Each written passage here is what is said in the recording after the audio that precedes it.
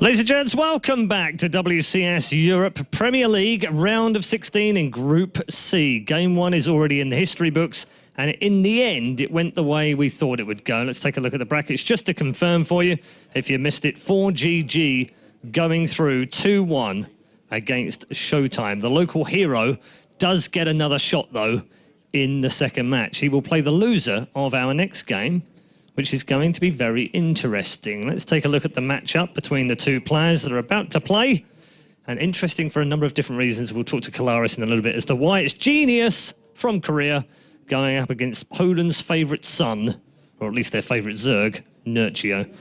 Kalaris, interesting matchup for a number of reasons. We said earlier on when we were talking to Grubby, Genius, the man who hasn't played in many tournaments this year. He's on his third tournament. The second one was actually Challenger, and he did round of 48 in that one, so that was awful. And now suddenly finds himself at the round of 16, his best result of the year by far, and actually his best result for quite a while. He's the 2010 BlizzCon champion. That seems an awful long time ago since we saw anything great from him. Head-to-head with a man who did very well in 2012. 2 major titles to his name, one of the strongest foreigners we saw last year. Hasn't quite shown us what he can do, but he's been very consistently making round of 16. So I guess my question to you is it better to know or to be unknown? Well, in this case, if you were to consider Genius an unknown, as he hasn't really been doing too much lately, I would say it's probably better to be in Genius's shoes. Reason being is because when he was playing in 2010 and then into 2011, 2012, there were a lot of Code S runs there, and I mean a lot, up until the point where he was second in that Code S, and we saw one of the most fun GSL finals of all time with Dormigu teasing him and poking him all the time, and then Genius was poking him, and that was good fun. But the thing is for Genius is that every struggle that he's had in these tournaments, because he's not done anything else this year other than WCS alone, and a lot of it's been online. That's been the struggle for him. But now in an offline setting, Genius is a very, very strong opponent. But likewise, Nerchio, he's back on form. He's back on form. His results of the past 2013 haven't really preceded his reputation from Wings of Liberty.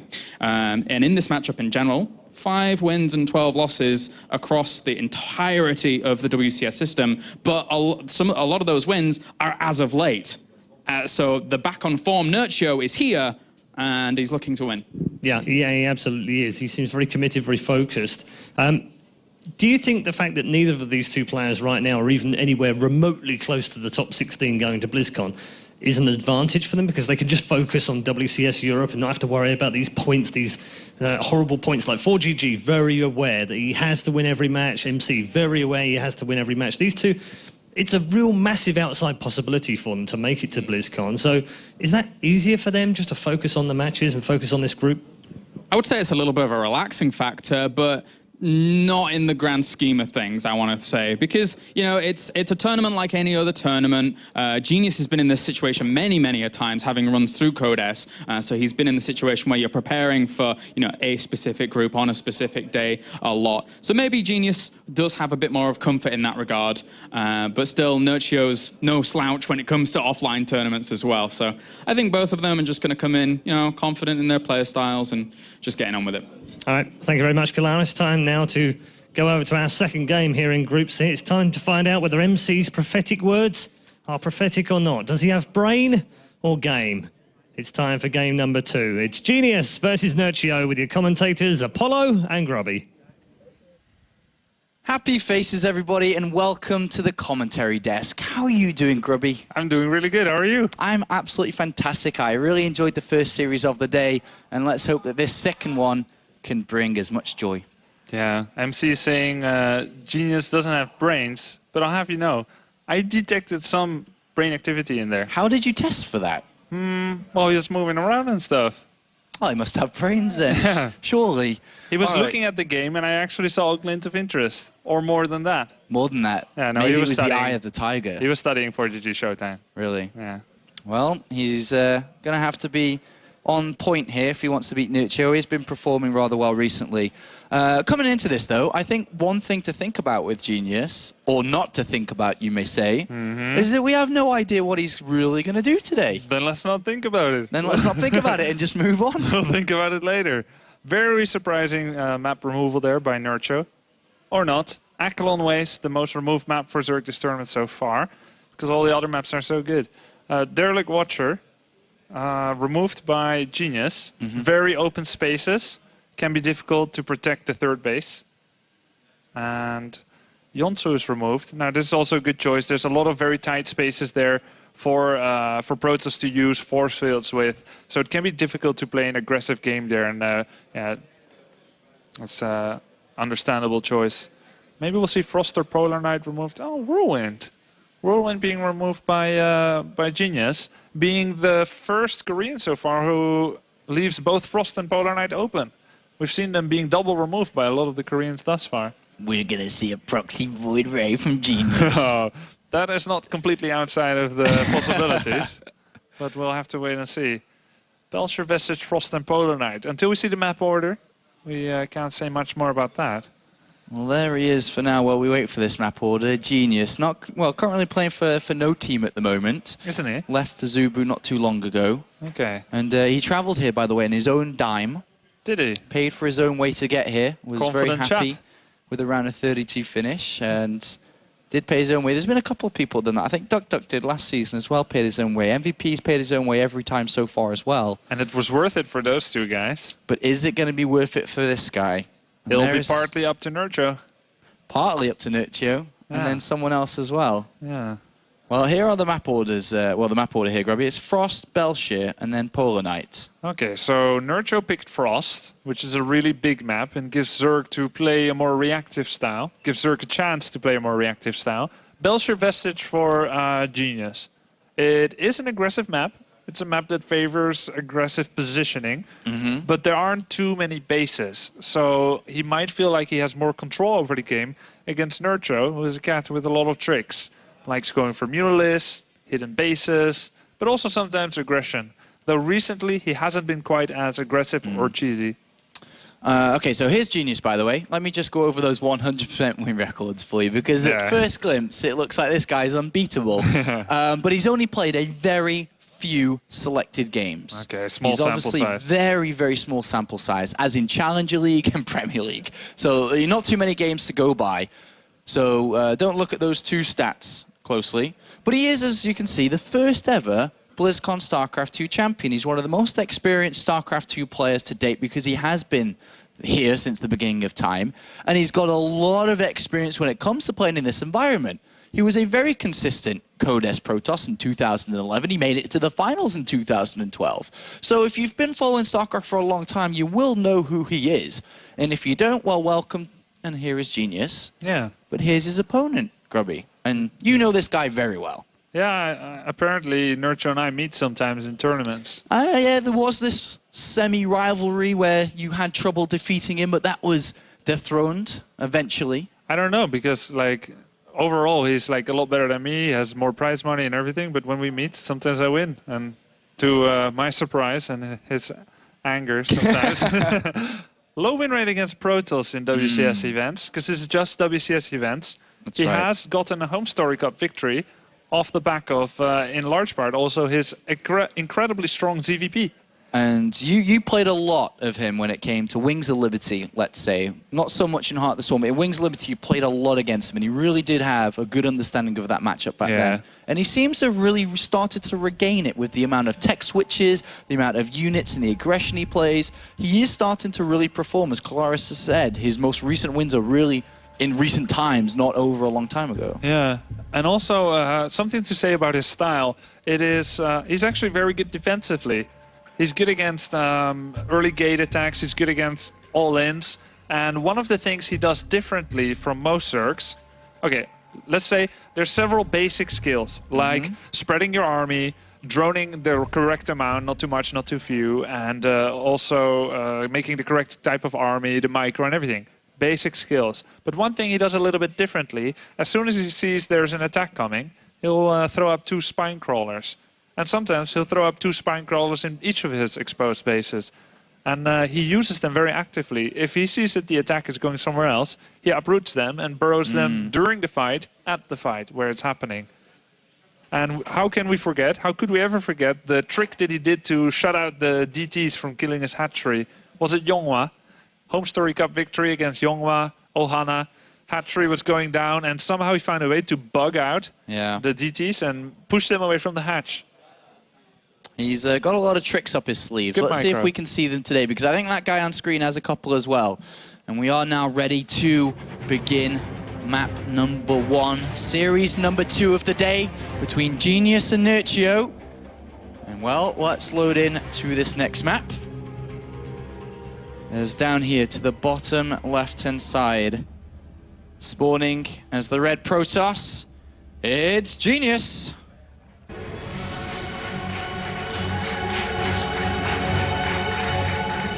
And then a player that moved on into the round of 16 on this map, as the blue Zerg up here to the top left, it's Nerchio.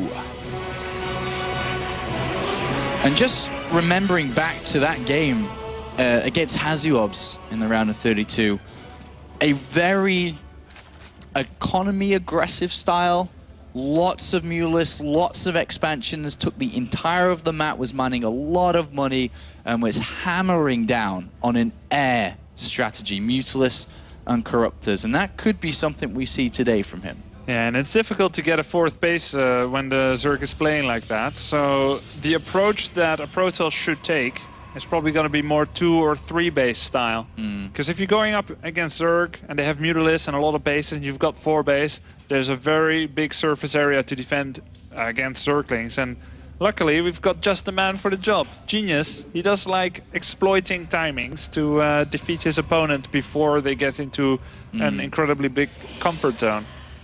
Well, he has opted to go for the gateway expand here, taking the second gas rather early on. And everybody really looking at Genius today is not sure what to expect from him, but that's his opening build here. So with double gas opening, it can go in a few different ways. It can be completely standard and be gateway pressure. And you can do that with 1 or with 2 gases, but when you get 2 gas, it's a little bit more stable, you have a bit more gas, you have a bit more future. But he can also say, getting more gas because he wants to come with a quick Stargate after the Nexus, or a quick Twilight Counter for DTs. Well, Nerchio's going to poke in here. He's actually sent this overlord directly south, is going to see the Nexus. Decides to return back, though, without really scouting too much here. Sees an assimilator that hasn't even been mined from yet. So if Nerchio's, putting stuff together here and not seeing the Nexus down either, at this point you're looking at it and saying, well, surely that must be a second gas from Genius at this point. He isn't going to really be like, well, that's the first gas that he hasn't mined from yet, and there's still no Nexus down. That's like mind gaming your opponent and yourself at the same time. Yeah, I've seen Genius do this in practice just now too. He gets 2 gas, puts 3 in one and 0 in the other, and it's actually less effective when you do it that way. It's better when you do 1 in one and 2 in the other. But this is how he does it. Old habits sometimes die hard, apparently. Nexus going down at a pretty normal time. Pylon coming there, and the wall-off will soon be completed with probably a gate and another gate, or a gate and a forge, or a gate and a Stargate. We'll have to wait and see. All right, well, Nerchio has decided to throw down that very early 3rd hatchery here. He hasn't opted to take an extractor to start to mine the gas ready for his defense, whether it be speed or roaches, or obviously what he chooses to play with here. But he has got the 2 Zerglings. Bear in mind at this point, Grubby, Genius has got no information at all. He has not scouted. He knows where his opponent is due to the overlord position, but he's playing just a very strict, this is what I'm going to do and this is how I'm going to play it out. What do you think about that? Well, I think that he's got a plan. You play this style and you already know exactly what you're going to do. You say to yourself, I don't care what he's doing at this point. I'm going to nail it down. I'm going to execute it. So does that now mean that he's going to play generic, or is it some form of all-in style, would you say? It's hard to say. I mean, I think probably generic, and he just wants the build to be as streamlined as possible. Indeed, if you say, whatever I see, I'm not going to change what I'm going to do, why sacrifice the lost mining time by sending a probe around? And then furthermore, it's such a big map that if you send the probe in the wrong direction, you may not get confirmation about what your opponent's doing anyway until it's already too late to make the vital decisions. And lastly, the overlords tell him where Zerg is. Okay, well, I've got a question for you. Genius knows where Nerchio is via the Overlord. He's decided to send a probe to the bottom right. Okay, so maybe he doesn't know for sure. But surely wouldn't you have thought that the Overlord arriving so early would give you the indication? Yeah, you might think so, but let's Okay. say there's like a tiny chance you're wrong or something, or he didn't study it. It depends if you really studied the timing of the Overlords flying around. Well, for now, Genius knows, right? Because he's seeing the creep. He's going to go over It's to a the strong third basin indicator. proper. It's a pretty strong indicator. What's that probe going to do on the right-hand side now? Does that now go up, build a pylon that is not going to be scouted very early on? Is it going to be a reinforcement point for some zealots to come in? Yeah, I think so. Is it not too late? It's a little bit late, yeah. Oftentimes you see Warpin starting at 6 minutes or so. Yeah. And it's 7:20, and hasn't even started the pylon yet. He has one Phoenix, which is clearing up Overlords. This is very interesting. 3 extra gateways for a grand total of 6. So what do most Zergs do when you start Phoenix production, Apollo? Well, they're going to drone and get a couple of spore crawlers and just fast forward to a later stage of the game. And what would be really good against that? Some form of attack, Grubby. Yeah, and it looks like that's exactly what's happening. I don't see any probes being produced right now. Genius looking to attack very early. And now, interestingly, Nerchio, he went for a build that is the usual counter to someone who goes Forge Fast Expand. He went quick 4-hatch, no speed, no gas. His speed links are only just beginning. I see an absolute absence of a Roach Warren. Now, this is a little bit suspicious. I think from now on, if Nerchio makes another drone, it will be very surprising. Roach Warren has started now. 4 Zerglings, Spine and Spore. The probe that went around the other side of the map has built a pylon. And Nerchio is kind of spotting this out. It's very cool. He doesn't know what's going on yet because he's making another Spore. He already has 2 and he's making another because he thinks this is going to be a Void Rail in. I've already confirmed the Stargate because of the Phoenix. Well, Probably look 3 at Void here, Rays. Nerchio. He's a little bit in the dark at this moment, but surprise! Hello, I'm on to creep, and here's my units, and I'm ready to kill you now. But is Nerchio ready? He's got a spine crawler building. He's got another one moving down here, as you described very vividly earlier on. But the army supply is 46 to 21. A couple of force fields lock the drones out, and Genius, with a flick of a switch, says, hello, Nerchio. Actually, goodbye, Nerchio. Yeah, I mean, Tunneling Claws is coming. Why? There's no Burrow. There we go, Burrow. Okay. Tunneling Claws and Burrow is what Nerchio will hope to win with from 2 bases. This base is gonna die. It's gone and not coming back anytime soon here as Genius does march on. There's still quite a few units out for Nerchio, but does he have what it takes to be able to stop 6 gateways? He hasn't lost any units yet either. Force field's still available. It's gonna look very hard for him. Here go a number of roaches that he really can't afford to miss. Very nice force fields. Well, the force fields are just locking those roaches out. They are gone already. There are still force fields left from this point. Genius can warp in some more units. He comes to a very nice position. Great time warp. Great extra 2 force fields there. Extra 3rd one that traps all those roaches. Zerkers do break their way through here, but it's already over. GG, and Genius will take map number 1. Surprising Nerchio. He was not expecting that at all. That was such a smart build from Genius. A little bit of a smirk there. You think that was reactionary? No, I think to do that, or it was just like, as we described, not scout, this is it? It was absolutely not reactionary. And if you try to make a build like that reactionary, it's not going to be nearly as potent as it was in the way that we saw it. Because reactionarily, there would have been a 2nd Phoenix, a 3rd, and he would have to like, oh, okay, now I'm going to stop Phoenixes. Maybe I don't mind for my 3rd, 4th gas. This was completely planned. And Nerchio fell for it. It was like, how do you say, reel in, sucker, and something. Like caught on the hook and you got reeled in. Yeah. Well, I mean, you know Nerchio. You've played against him a lot in tournaments. You know his mindset. I've seen you select strategies map to map to map, maybe sometimes based on what he's thinking. What do you think that could be going through his head now? He's just had a bit of a taste of what, you know, Genius is and how he's playing. Coming into Belshire Vestige, what's the first thing now you think that Nerchio's going to be thinking about? I think Nerchio now understands that Genius has approached Nerchio knowing he's playing Nerchio. He's not approaching this knowing he's playing a Zerg. And that's a very significant difference. Because every match a programmer plays, they've got a question. Am I going to play my opponent or am I going to play the opponent's race? Guaranteed. Every player always has this question. And Genius said, I'm playing Nerchio. Nerchio said, I'm playing Protoss. And now I think Nerchio is going to make an adjustment. All right, well, let's find out what that adjustment is going to be. We are now ready for map number 2. between these two players. Currently, Genius has a lead. Can Nerchio pull it back here to go to game number 3? And we're about to find out here, as we are now ready to load in to Belshear Vestige.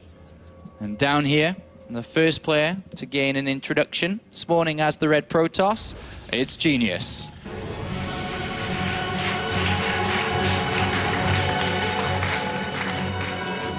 And then second in line for the introduction, up here, there's the blue Zerg player. To the top left, it's Nerchio.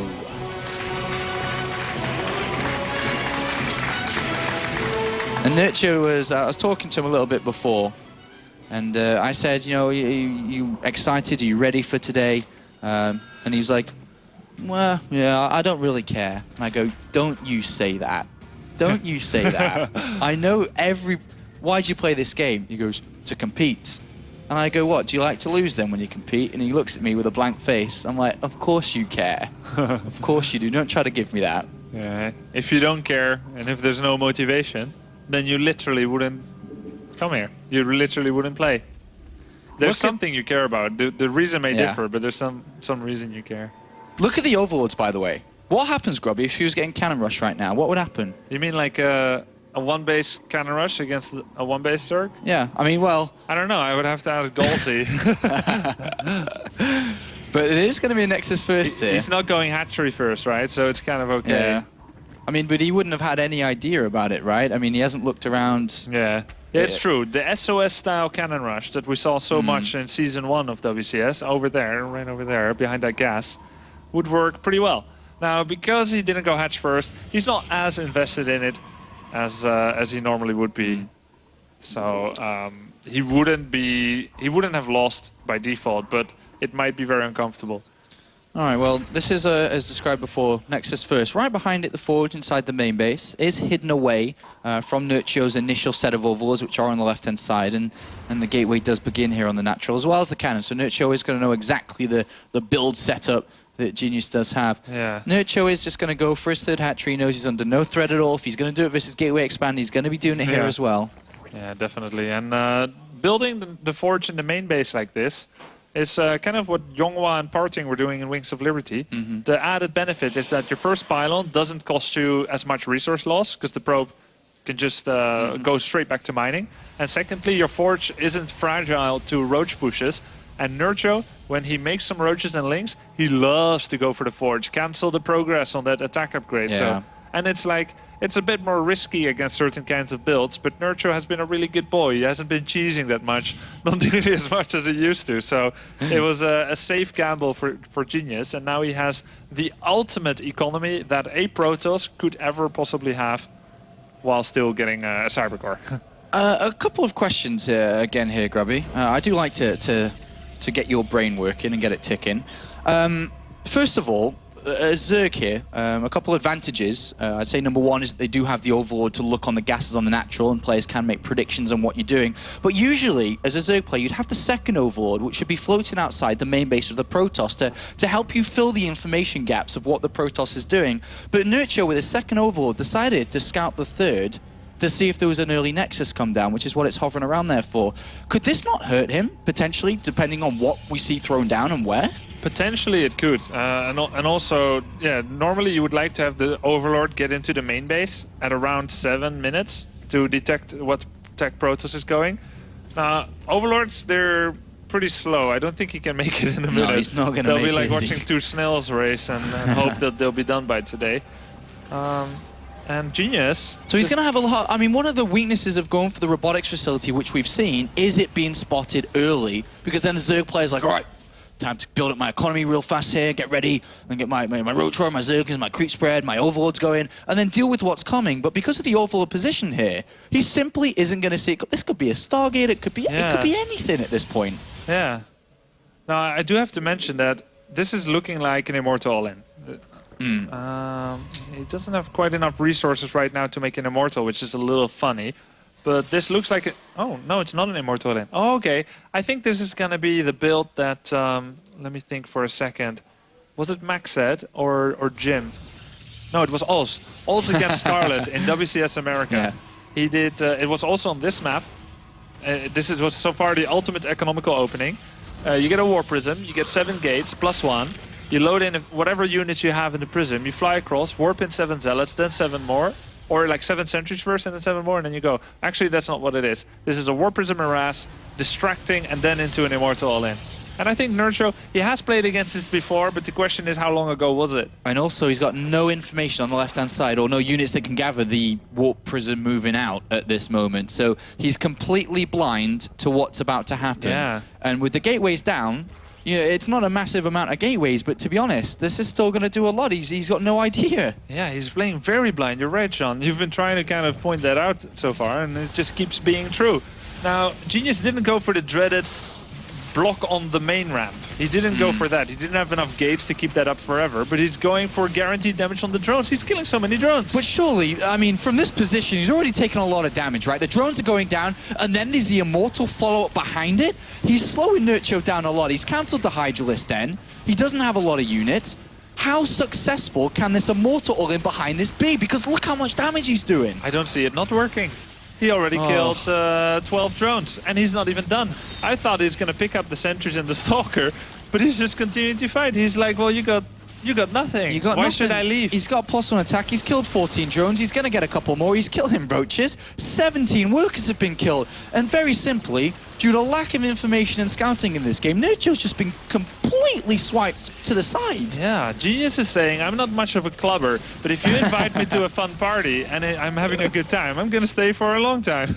He's having a great time here. And then the follow-up, the after-party, is where it's really at, Grubby, because the Immortal attack is coming. And look at it, here it is. 4 sentries, 3 Immortals, a bunch of gateways down, +1 armor on the way. And unfortunately for Nerchio, he's in so much trouble, but he simply doesn't have a lot of units. He's lost Queens defending. His economy is stung. And now the Warp Prism's joining up with his Immortals. And as you said, this is looking impossible to hold. Yeah, it looks very hard to stop this after party of Immortals who can go on literally forever. This could be a very long extended attack. There's no real pressure for Genius to attack quickly because there's only 57 drones and not a lot of armies. So he can go now, or he can wait a little bit more and grow his army and then go. It will all come down to his force fields, and we've already seen they're immaculate. Yeah, and look at this. Good force fields to start him off, trapping 3 roaches there, just instantly wiped out of this game. And now, this is not the start, obviously, Nerchio wanted, but this is the dream start here for Genius coming into this series. Looking at going into the winners match already, a very fast series. Nerchio comes in, force wheels get planted. These Immortals are not getting touched anytime soon. GG, excellent execution. Game 1 and Game 2 from Genius, making Nerchio look like, well, not as good as he usually is. Yeah, that's another notch on the helmet there for Genius. Quite an easy breeze for him. Yeah, that was crushing. That was an easy victory, I suppose you could say there. Feels a bit like Vortex yesterday. Genius didn't really get challenged. Everything he did, everything he touched turned to gold. That's one way to describe it. He came in with a strict plan on Game 1 and seemed so on Game 2. Executed it, wins 2-0, have fun in the winners match. Yeah, and he's probably gonna have a lot of fun there. Nerchio fell down, and Yeah. There wasn't much of a match there. We know Nerchio is capable of much better. He's played very reactive, very good scouting games, and this wasn't it. This really wasn't Nerchio at his best. To me, from looking at how Nerchio played this out, having played a lot of Zerg recently, is that I'm really sure he blindly pegged his opponent on an early 3rd Nexus. He got 1 Evolution Chamber and melee upgrades for Zerglings. This is a style that we do know Nerchio likes to try to stop 3rd Nexus builds. But how can you peg somebody on a build like that with no previous information on how he plays? That's for me how it looked like Nerchio was playing. Yeah. And then just completely the opposite. Yeah, well, let's hear to see what Genius has to say about it, because he might have done quite some preparation on Nerchio, and hopefully through the language barrier regardless, we'll be able to kind of find out what was going on there. Oh, we have a translator. Thank you very much. With Genius, well done, congratulations, 2-0. And I have to say, very fast 2-0 as well. Grubby, he said in his commentary that he felt that the difference between the 2 players was that you played Nerchio, whereas Nerchio played a Protoss.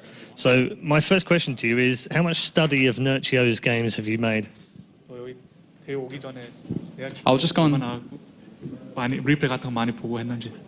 그냥 VOD를 일단 많이 봤고 그리고 팀 리그를 많이 하더라고요 에이서가. 그래서 그걸 보고 많이 스타일을 파악해서 이렇게 이길 수 있도록 빌드를 잘 만든 것 같아요.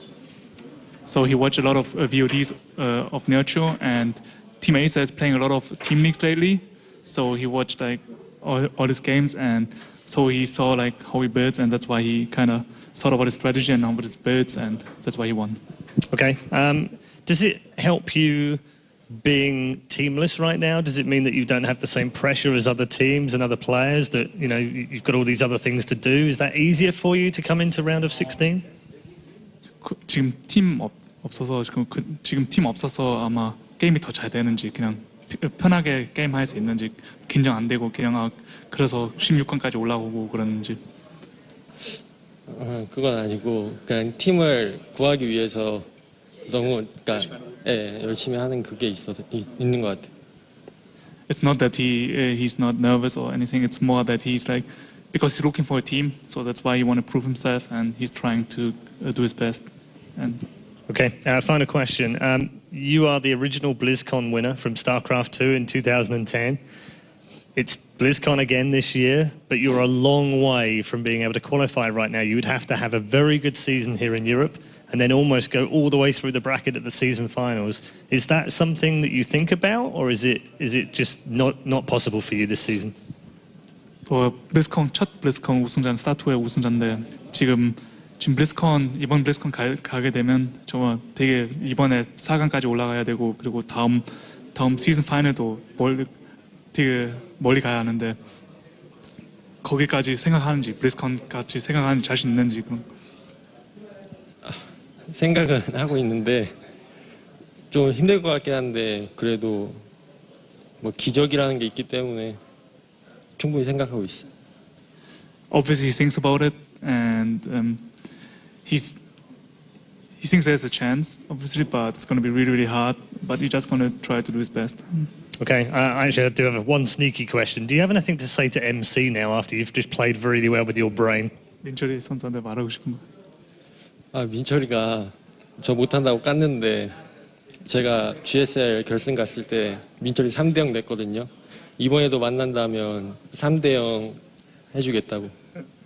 So MC like kind of talked down to him like a few days ago, but he won against him at the GSI once 3-0, and if they're going to meet again, he's going to beat him 3-0 again.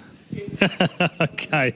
Ladies and gentlemen, congratulations to Genius. He goes through to our upper bracket final to play his fellow Korean 4GG for a place in the quarterfinals of WCS Season 3. That's it from the second game. Let's get some words of advice from James over at the analysis desk.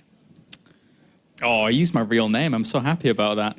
Genius wearing his New Balance jumper. He's going to have a new bank balance if he keeps playing like that. All right, so there's not a whole lot to talk about in that two games that were pretty rapid there from Genius. But we can take a quick look at game number 2 here and just kind of go through the thought processes of Nerchio when he's in this game. Obviously, up until this point, as our casters pointed out, Nerchio hadn't really seen too much going into this, getting his layer on the way. And what's really, really important to point out, aside from Nerchio not really having too much vision as to what his opponent's doing, is this melee upgrade. Nerchio's entire focus on this game, I assume he was anticipating some kind of aggression because of the Roach Warren timing, it being at around 6 minutes 30 going down, as opposed to the much later one in game number 1, where he just got completely caught off guard. Now, if we come back to the melee upgrade and the speed, the Overlord down to the bottom left-hand corner of the third base was set up for a long, long time trying to spot this third down. Nerchio is a huge, huge fan of just saying, all right, you've got your third down, melee upgrade's going to heavily favor my Zerglings, going for speed. As soon as that goes down, making a lot of Zerglings trying to punish that.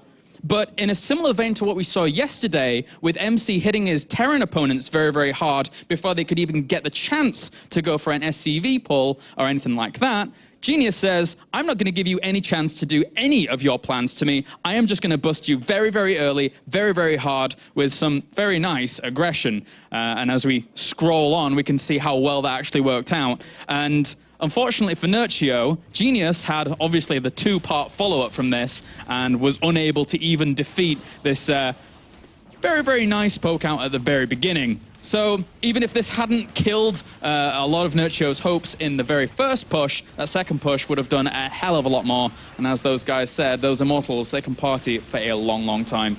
So that pretty much does it here. There wasn't much else to say about this series. And now we can send it over to the lovely Red Eye with some more information here at the WCS. Thank you, Kalaris. There we go, I used his other name as well. And he wasn't at a desk. I don't know why I thought he was at a desk, but I did. Anyway, moving swiftly on before we get ourselves into a lot of trouble, or at least me anyway. WCS Europe's had its first 2 games here in Group C. We now know that the 2 Koreans will now fight it out for the winner's spot. But who's going to come back through the lower bracket? We'll also find that out this evening as well. Don't forget tomorrow, Group D as well, with our last 2 entrants to the round of 8 for Season 3. Who's going to be the European champion is, of course, in play tomorrow evening. Also, we've got a Rockat competition going on right now, facebook.com/Rockat, and you can win yourself one of these mice. Let me just show this off to you. It's a beautiful mouse. I actually love these mouse. If you're watching, Marcus, from Rockat, please send me one. I do like it a lot. It is, of course, the Rockat Cone Pure. I was getting carried away there. And you can win one of those by going to the Facebook page of Rockat, finding the picture of Demugger. Demugger! Okay, good. Still works. That's good. It still works. Find the picture of Demugger, and then click the like button on that picture. That's all you've got to do. There's like thousands of people have already done it, but you can still do it if you haven't already, because the competition is still open for you to win that. And best of all about it, not only is it a fabulous mouse, it also has Demugger's little mark on it, signed by himself. Fantastic prize over on the Facebook page of Rockat. We are going to take a quick break now, but don't forget, your predictions now are closed. No more predictions, because you know the order of the play. We will select a winner at the end of the evening to win the Collector's Edition, courtesy of our friends at Blizzard. Of course, the Heart of the Swarm Collector's Edition. Shrink wrap taken off, not the one we've got on the desk for safety reasons. Obviously, I can't have one without the shrink wrap on it. And instead signed by all of the players from Group C and all of the commentary team. We are going to take a quick break. When we come back, though, it'll be the winners' final of Group C.